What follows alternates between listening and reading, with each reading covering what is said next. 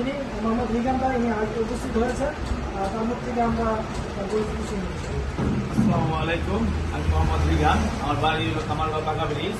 আমি এই থানার টোটাল গ্যাস ডিস্ট্রিবিউটার এলপি গ্যাসের পাশাপাশি আমি হলো প্রতিষ্ঠাতা রোটারি ক্লাব অফ বিক্রমপুরের সদস্য প্রথম আমরা।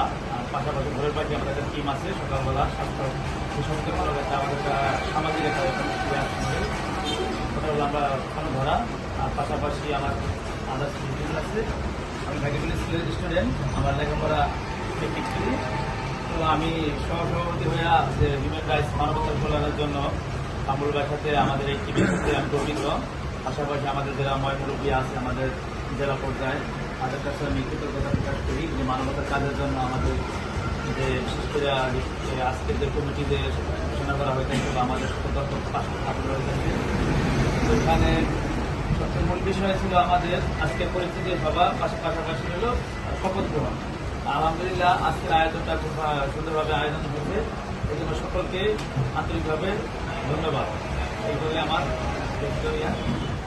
আসসালামু আলাইকুম।